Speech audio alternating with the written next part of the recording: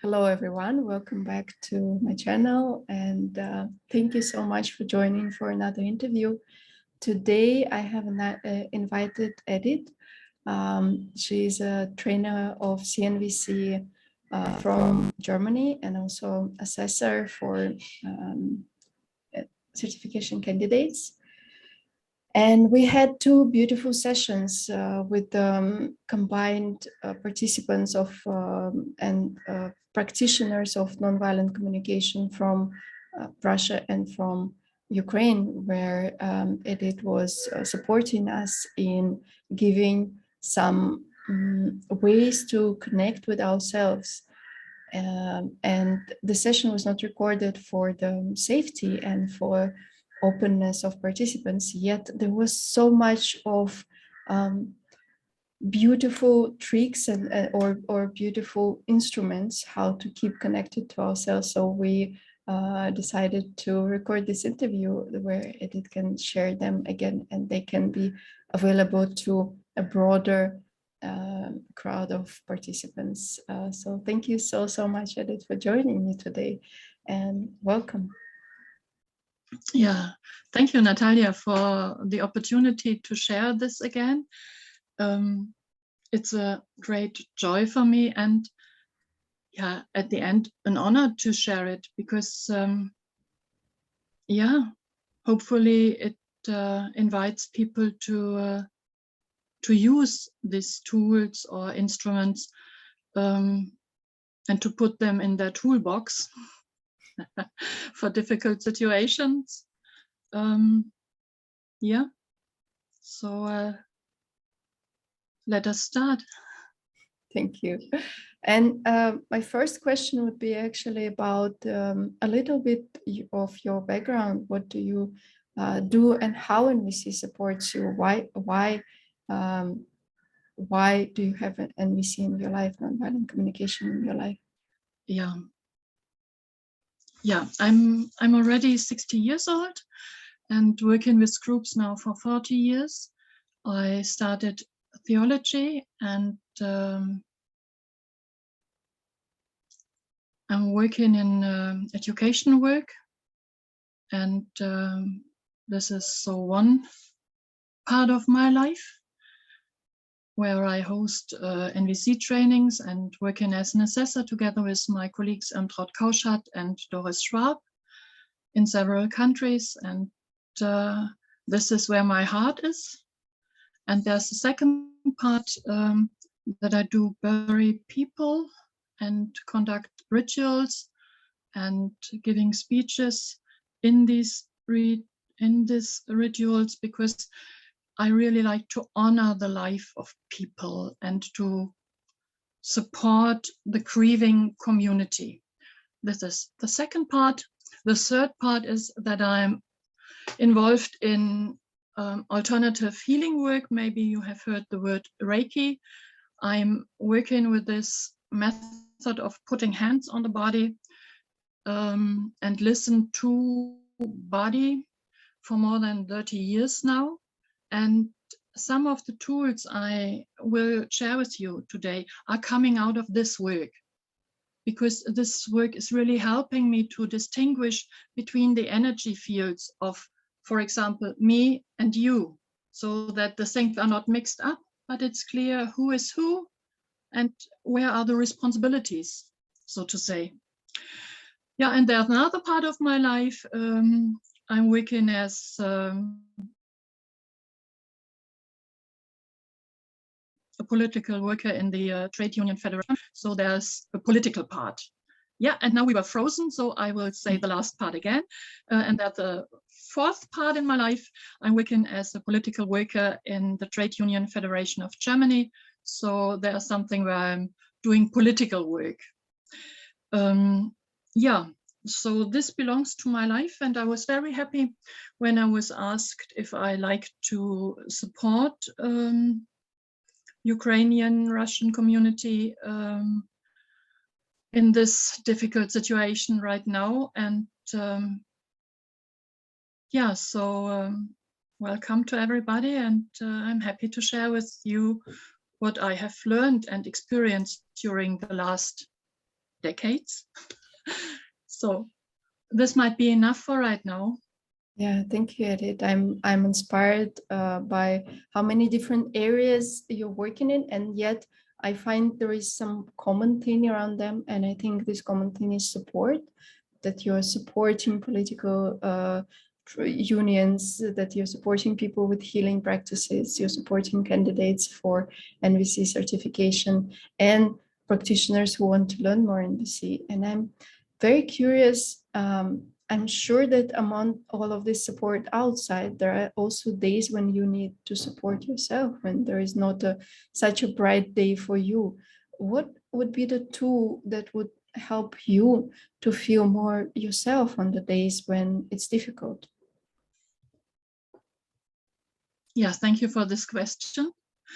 And there are several parts how I can answer it. Sometimes I really need other people to support me to come out of my hole. So I'm a social being, and to be in contact with some close friends who are able to get me and to take me out when I'm not able to do it by myself. So this might be the first answer on it. The second answer is that I'm aware of that I am is enough. And this is easy said and difficult to experience and to make it to a daily practice. And yet, yeah, there is, at the end, there's nothing more to do than to be. And that I am is meaning enough and is work enough. So, and this is already an expression of my spiritual self-understanding. I'm a being in a meaningful universe, even if I do not understand what is going on. I only see a small part of this big universe, and hopefully somewhere and I can change the perspective and look on the whole blade and see why have things to happen like this. Yeah, so this might be a second part. It's enough that I am. And the third part is that I really need to reassure where I am in the moment and what is going on. Because a lot of my feeling bad might be connected with thoughts or memories. So it is preventing me from being really present. And when I go back to what is present right now and what is alive in me right now, I come back to my breathing or to my heartbeat. And this is really what really helps me to anchor again and again in the present, to reconnect with my body. Because this is the way how I am in the universe right now. I'm living in this body. And I'm experiencing my life through this body. So my body is my earth, my body is my land, my body is my home. And this really helps me to really come back again and again into the present and to be able to act and to experience myself as being able to act. Is this helpful, what I'm saying? Thank you, Edith. I would love to very shortly summarize what I heard. So yeah, I heard that the first part is that you would ask for support, and I'm guessing you would reach out to the people whom you trust that they can hold you at this moment, that they can maybe listen to you for, I don't know, 40, 30 minutes, and they would be present with empathy with your feelings and needs at this moment. The second part, I heard that you have this notion that you are enough and it is just enough to be. And I'm hearing that it is not as straightforward. And I have a little question, like how do you get to this notion? Do you remind yourself of words? Maybe you have it written somewhere. Maybe there is a phrase that you say to yourself that supports you in getting there. Or maybe there's a practice that reminds you that I am enough.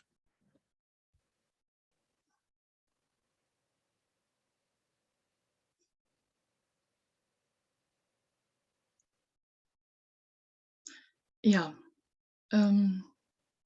difficult question, because it's at the end it's the condensation of decades of meditation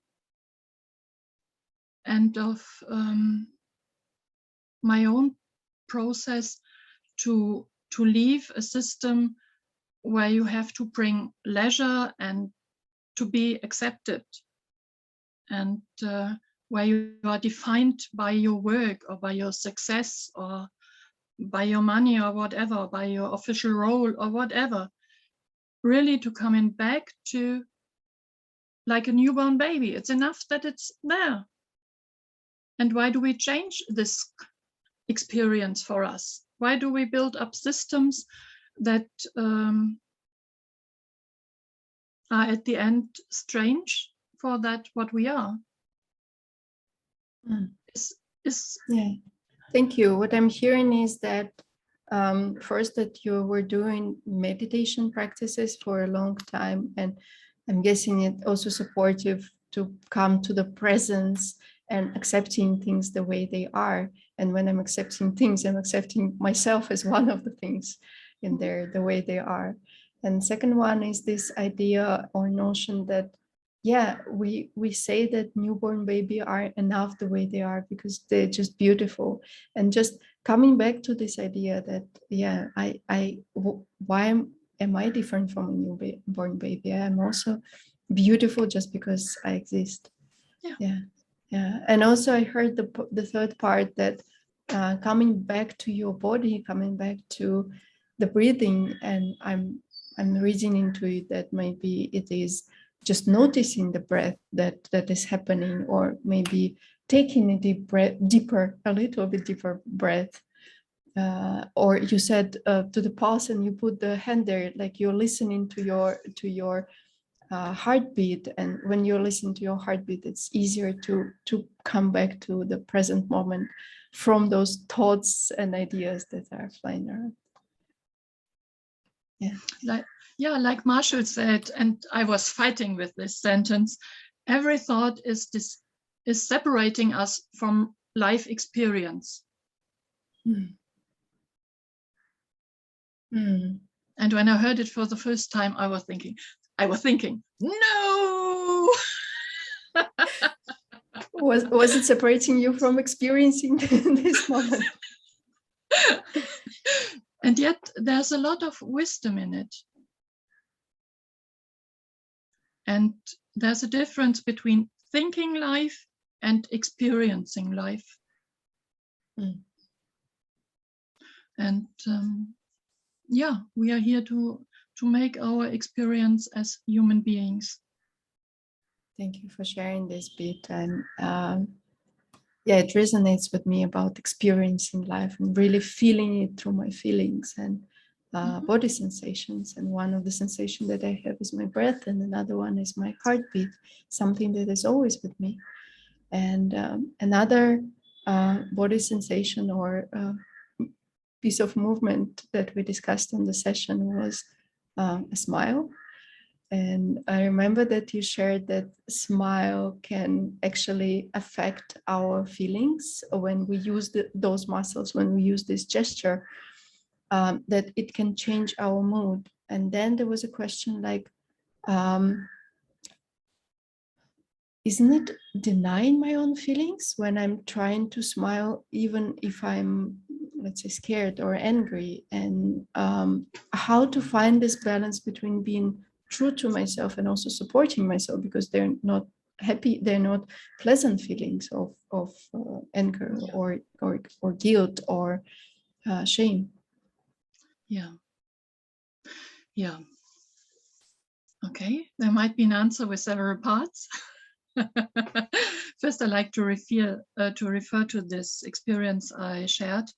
It's based on really scientific research that when we are smiling, we are touching with our muscles a nerve that has a connection to our brain. And when we do this for about 60 seconds, we start a chemical process that dopamine is produced. So I'm really fascinated by this, and I read it in a book of Vera Birkenbiel, the pioneers in Germany about communication and awareness.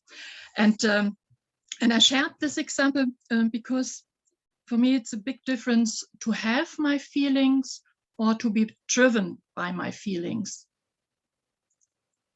And I really like us to be capable to cope our feelings as having them, because then I'm still the conductor, the one who possesses the feeling, who is feeling the feeling and acting and reacting with the feeling. And this little example about the smile shows me that I'm still able to act even when I'm sticking in strong feelings and do not have the awareness that I'm still the conductor who can act. Is this? Yeah, so what I'm hearing is that when you can choose to smile, then it shows you that you can actually decide what feelings are there for you, because you know that it could trigger this dopamine release and it would actually make you a little bit more happier or excited at this moment. And then it's like you're controlling your feelings and not feelings are controlling you. Yeah. And this is something that is for me really important in stressful situations, that I'm not driven by my feelings, but to hold them and to direct, to lead them, to act with them. That's not so easy for me to express it in English. It's not my mother tongue, but hopefully you get an idea. Yeah, thank you for sharing this. And what I'm hearing is that you can direct your feelings, or you are not driven by them. And towards that, there was another question on the session that sometimes feeling of, yeah. One moment, I didn't answer the part, what do I do? Do I take myself seriously when I have another feeling? Mm-hmm. And then I start smiling to change my feeling. I gave this example not to take my feelings not seriously. I took this example to show that I can make my feelings, and that I have the ability to act with them and to and at the end to change them, because they are a bodily reaction. So that is as an example that, or maybe as a way to showing ourselves that we have ability to change our own feelings, that we can amend them. There is this tool that we can use, and it doesn't mean that we deny all our uncomfortable feelings always. It's just as an example that sometimes we have this ability to change them. Yeah. And when I look into the direct my feelings seriously, I'm totally convinced each feeling is there for a reason, because it's connected to my needs. So I really have good reasons to realize what is my feeling right now, and to dive into myself to find the need behind.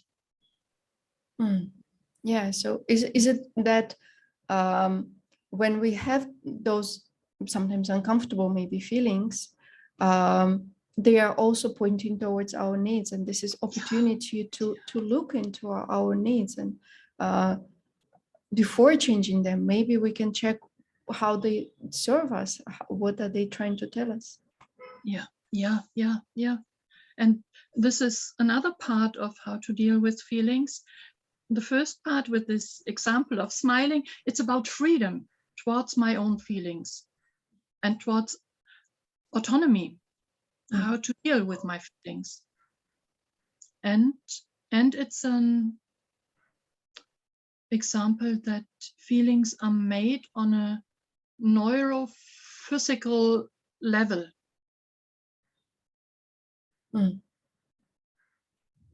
Yeah.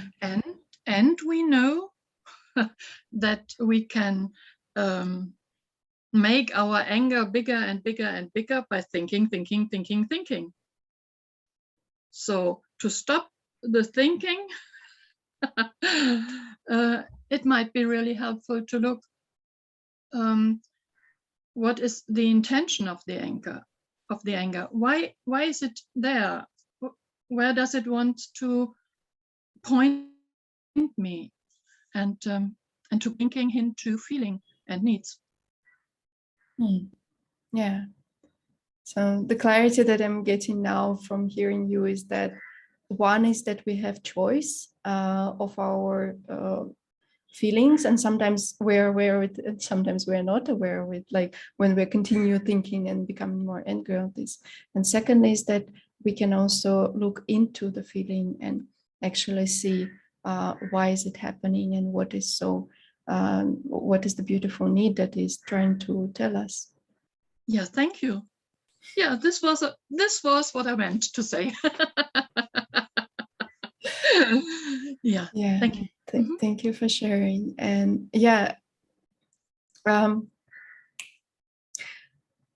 coming a bit towards the first part about the choice, I remember that on the session there was a very important question asked, that sometimes this particular feeling of anxiety comes more often to us straight away when we wake up. And I remember there was a question like, I wake up with anxiety, I don't know, nothing happened yet, I just opened my eyes, I didn't even took my phone into my hands, but yet I already feel this tension. And how to deal with it if I don't see the triggers, if I have no idea why is it coming?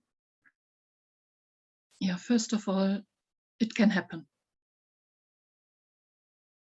And for me, it can really happen right now in the situation where we are in, with war in Ukraine and all the consequences of it.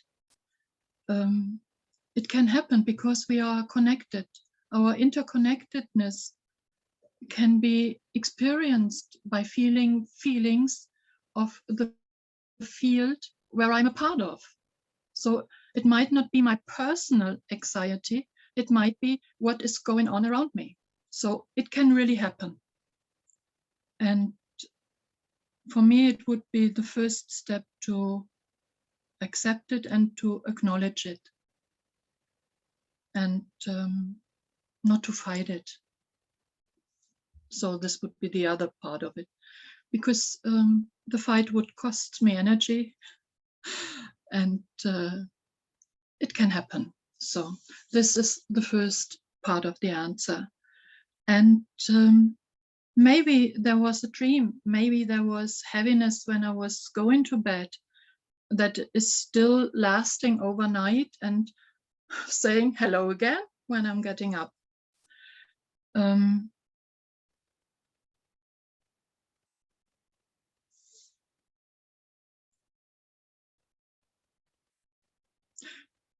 I would really suggest just to do something that is comforting me, that is making me feeling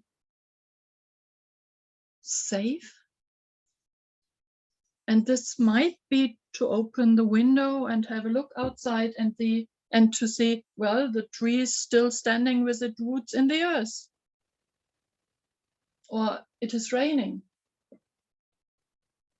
like it is right now. Or to make myself a cup of coffee. Or to say to my partner, roommate, friend who is with me, just give me a hug, just to feel I am still whole, even when I feel excited, I'm whole. So, how does this sound for you? Yeah, so I'm hearing two parts again. The first part is to accept that this can happen and that is happening at this moment, and at least not to spend energy on fighting this, saying that no, I don't want it and there is no reason for it, so I trying to get away from this feeling, but actually accepting, okay, this is what is happening to me right now. And the second part, I'm hearing that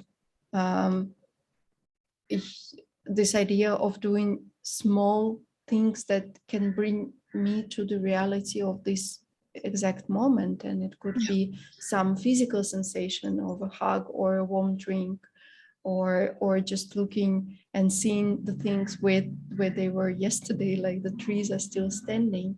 And yeah, I remember Charles was giving us havening practice. I also have it on my channel, where we could do this very gentle stroking ourselves if there is no roommate or partner by. Yeah.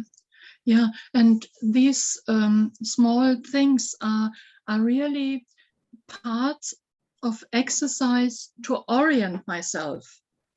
And orientation is really something that is really helpful in situations that are really stressful, or where do I have strong feelings. Really to orient myself by looking around. There are books. There's a picture of my friends, a photo of my friends. Yeah, and really to where am I right now? And there might be an exercise helpful where I'm getting up, stand on my feet, and really realize, well, my feet are standing on the floor, on the ground. Can I feel each toe? Can I feel the heel? Can I feel this volley in between that is not touching the ground? Do I feel them? And to realize I am carried. The earth is carrying me. There is something like gravity. And I'm standing. Right now I'm sitting, feet on the ground. And I'm carried. And to realize this, I am carried, might be already something that is giving me a relaxed breath, taking out tension. And there might be another exercise that is helpful, really to see, this is my space.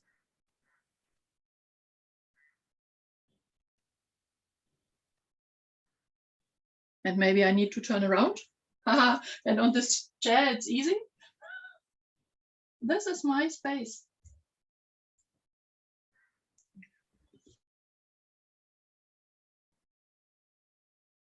And so it's clear, there's nothing in it right now. Only me. And so really to realize this space where I am in right now can be like a bubble where I'm safe.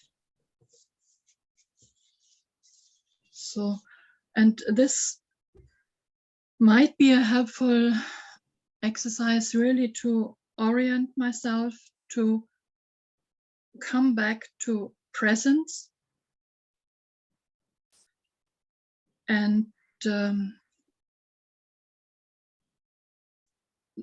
this is a way how we can self-regulate ourselves even in difficult situations. And small things like that are possible, even in difficult discussions or in fields full of tension, that I put my attention for a second on my feet, still standing, still carried. Okay. Or the next could be something like putting my hand on my heart. I did it in the first session and it was really impressive for some of the participants. We have this proverb in German, put your hand on your heart.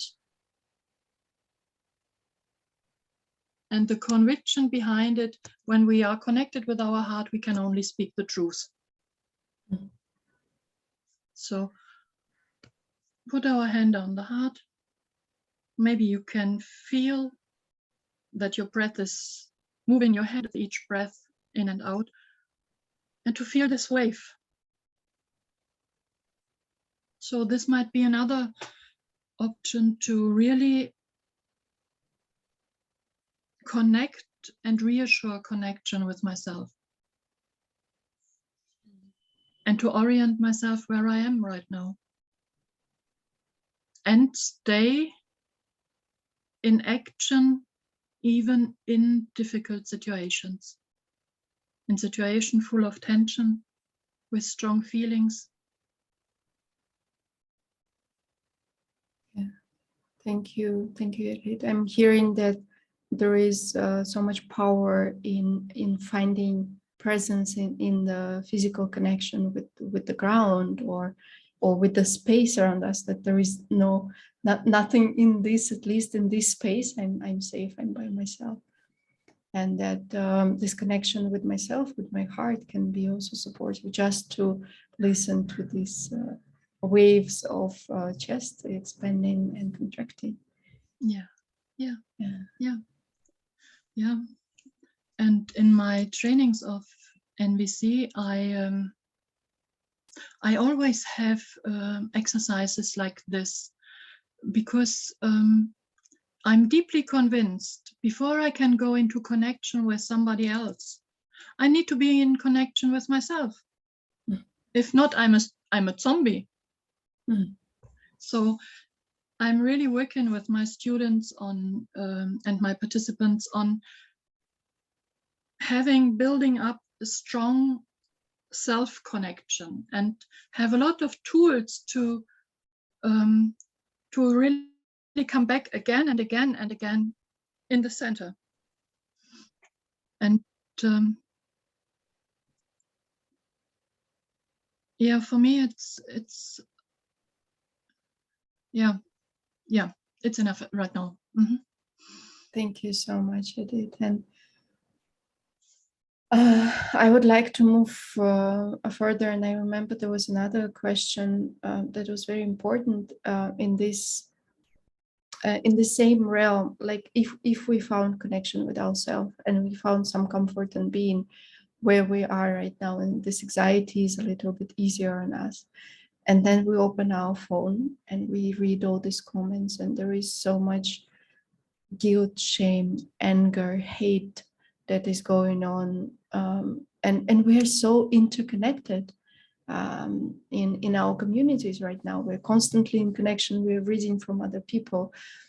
How to care for my safety in this? How to stay present? Do I need to go grounding the feet every second word I read on the internet, or is there any other tool that you can recommend as a support in this? Yeah, I'm looking for myself, for example, that I really limit the time during day when I listen to news. In the first days of the war, I was sitting in front of the screen looking for each bit of news because I was so I couldn't comprehend. It doesn't work. And my heart was aching and still is. So to go for my own health, I need really to limit how much news and information do I give myself during a day. And it's not so easy. It's not so easy. I need to do it and decide it each day, and not only once, but several times. Is it really right now time to listen to news? You are now eating and you are doing something in your body. You are eating. Do you want to eat with this information? Or is it better first to eat, take a little bit time of digesting, and then you might be open to put some news into your system? So this might be a strategy. Yeah, thank you so much. I'm hearing that in order to care for us, we can also decide, like how we decide what to eat. If we want to eat this huge cake or we want to eat something healthy like a salad, same way we can decide on our information diet and how much are we able to take in.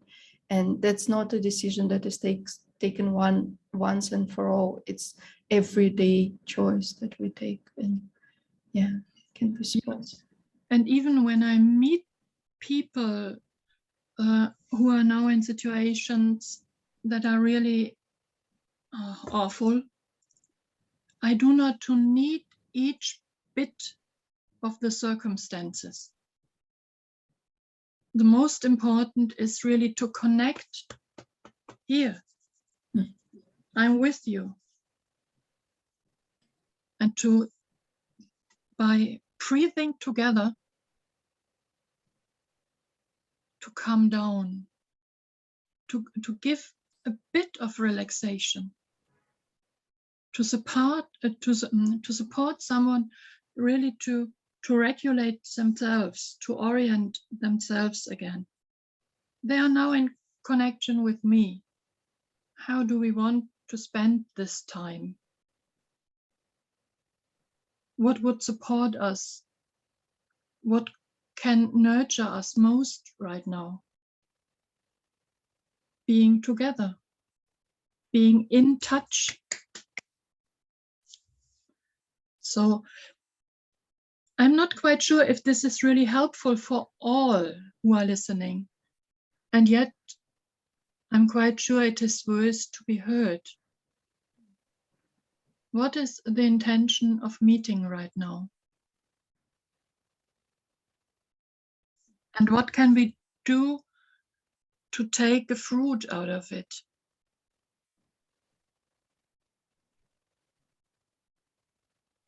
Yeah, thank you for sharing. I'm hearing that it's as an act of self-care. I can choose how much information I can hear, even when I'm hearing a person, and that sometimes it would be too much for me to hear all the details, and maybe I want to just connect with their heart, with their needs and with their core, and just be together without hearing all the things that I will not be able to digest and comprehend. Yeah. There's, also to put it on another level, there are different ways to deal with traumatic experiences. And one part of the therapists are really saying it's not helpful to repeat a traumatic experience again and again and again, because only by thinking of it and only by talking about it, the nerve system is triggered again and again and again, and the person finds itself again in the traumatic experience. So when I look on this, and this is not just an opinion, this is, it can be, how can I say, it can be proved. It is proven, yeah? So when I look on this, it might be much more helpful to give the person another experience than to repeat an experience again and again that is painful, hurtful, and may be connected with the feeling of being overwhelmed and helpless. So this is what trauma therapy is saying, one part of it. There are other schools saying something else. And yet, being traumatized myself, I'm convinced of that. It's not helpful to reproduce it again and again. So yeah, it's tough. Mm-hmm. Yeah, so what I'm hearing is that maybe one way of dealing with trauma that is researched and proven is to give another experience to the person and give this experience of being together, being safe, being in connection with each other. Yeah.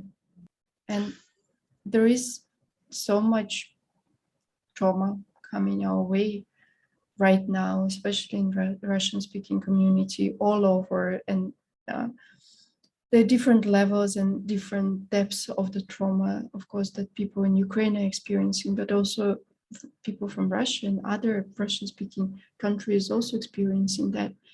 And a lot of us feeling so helpless in front of this, like, this is so huge, and I don't know what I can do to change this huge picture.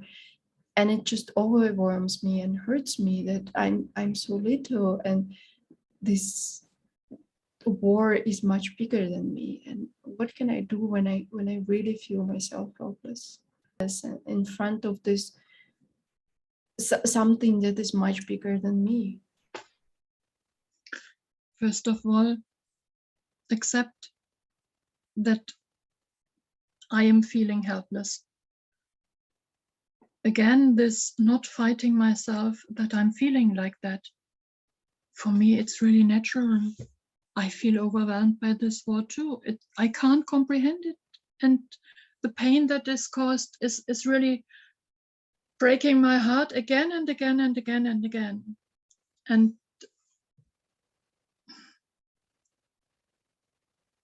I do not have the power to end this war. If I could, I would have done it after the first second. And I feel in companion with a lot of people who are on the same boat like me. So first answer is to accept that I feel helpless. It is natural. Second, I'm not alone in this feeling. So find companions. Might be the second step. And out of this companionship might grow self-care and caring for each other.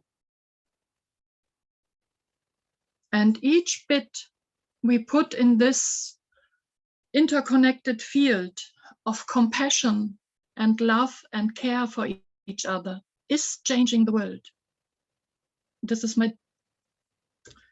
that's me. Yeah, so I'm hearing that we're starting with the same stuff that we were talking about, is to accept the feeling and not to fight it. And yeah, we feel helpless because it's such a huge thing, and because we don't have power to stop it, even if we honestly wishing that we could. And then to find companionship, to find other people with whom we can share this, and for whom we can care and can be supporting and supported, and believing that we're adding a little bit of compassion into our common field. Yeah.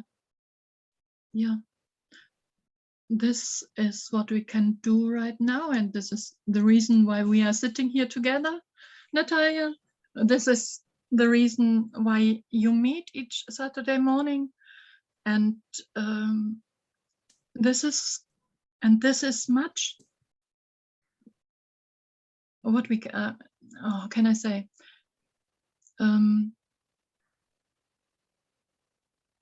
yeah, and as an expression of self-appreciation doing these things, it might be not to judge myself that I'm only doing these things and not the most important.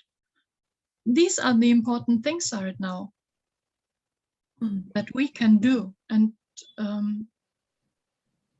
so I try not to judge myself that I'm not doing much more because this is what I can do. And yeah, each bit that we put into our common field of love and compassion is worth to be put in. So, and when I go back to one of the first sentences, I said that it's enough that I am. Yeah, it's enough that I am, and this is coming back to spirituality. There was a time when Marshall was saying human life is meant to be an expression of unconditional love. This is what we are meant to be. And yeah, I felt at home with this.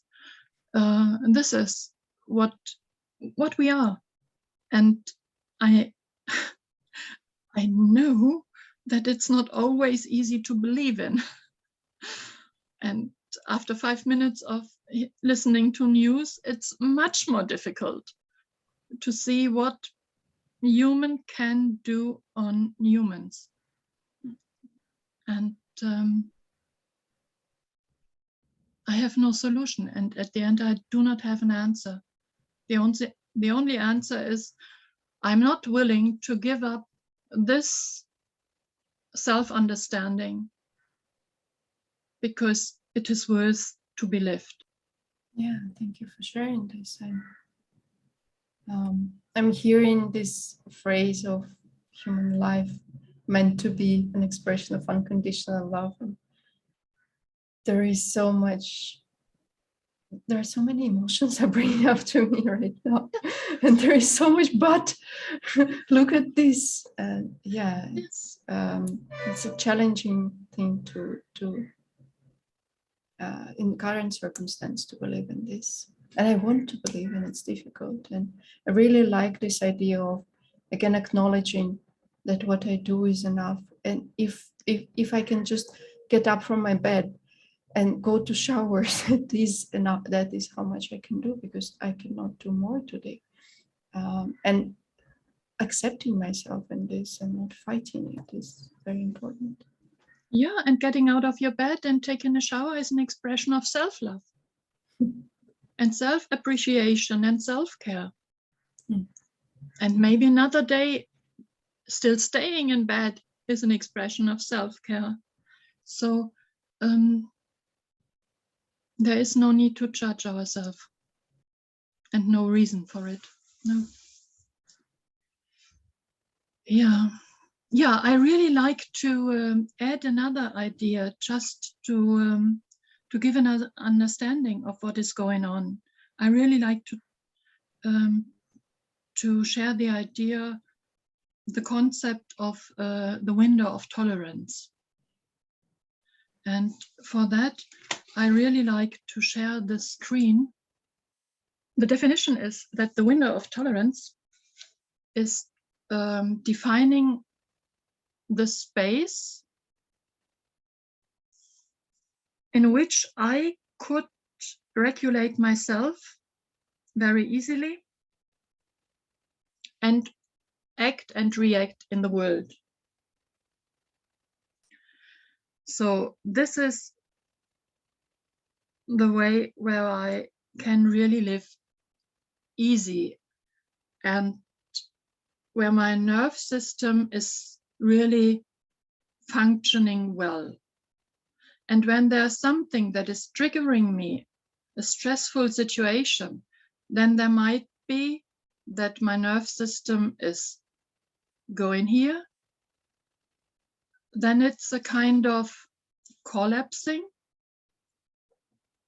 And the reaction at the end with several steps is to freeze.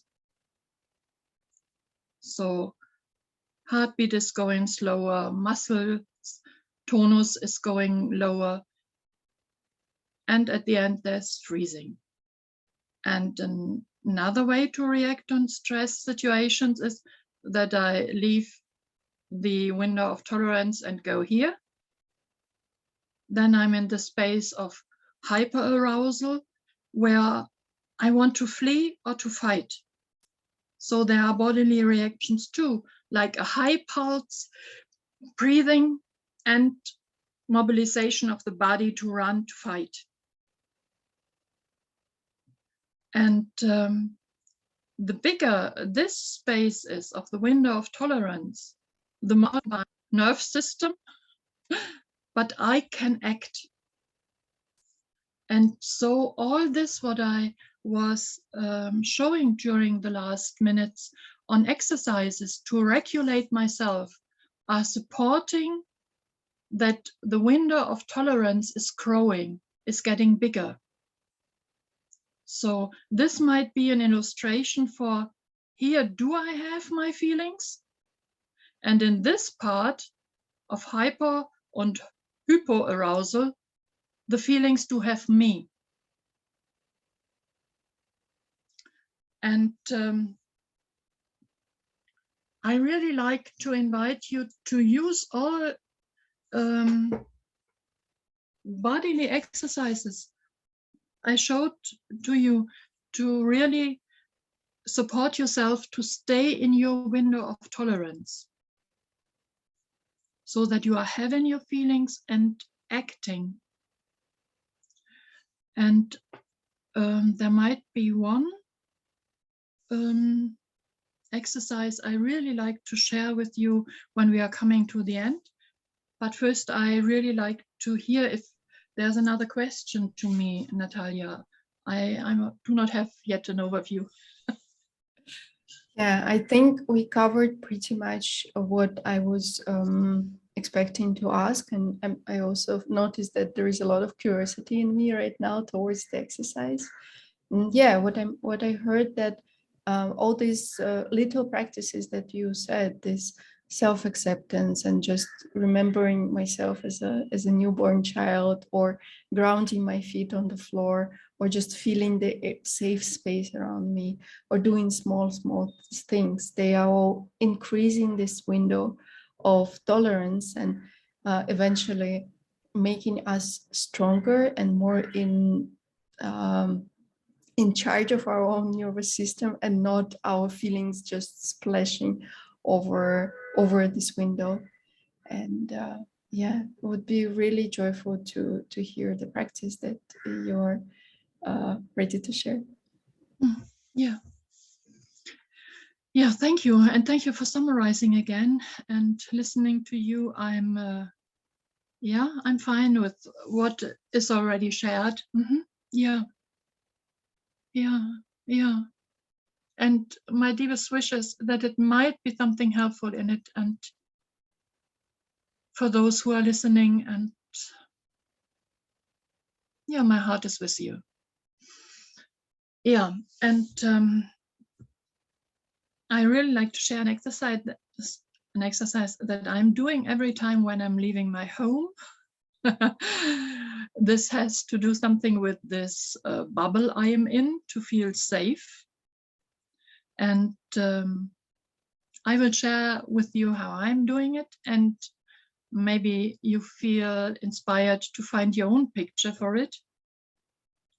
When I leave my safe space at home, I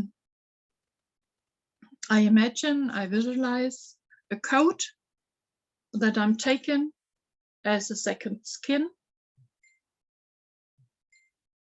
And this skin might prevent me from everything that is harming me, and only let in what is nurturing me. And this coat has something to put over the head, and I put on big boots so that I'm covered all over and have my own safe space. And when I've done this little ritual, I'm leaving. And when I'm coming home, on the threshold of my door, of my entrance, I put it off and send it back to universe so that I do not bring anything in my room that does not belong there. So maybe you find it inspiring to create your own bubble. Maybe you set yourself in an eggshell, or you put on a diving suit or whatever, so that you have a second skin. This is the intention, to have a second skin that is helping me to feel safe and to deal with all this what is going around from me. And may you feel inspired. Thank you so much, Edith. I really love the visualization that you're giving and the inspiration to find our own creative ways of finding this protecting layer that we can put on when we're stepping into the world, and to feel protected and to feel safer, and to, yeah, not to bring the uncomfortable things from outside to our safe space. Thank you so much for so many very, very doable, very small practices that I really hope that they would be supportive to people that are finding out themselves not having a easy day, or maybe a few minutes of heavy feelings, and yeah, hoping that we'll find our way to stay safe. Yeah, thank you, Natalia, for giving me the opportunity to share all these tools and instruments. And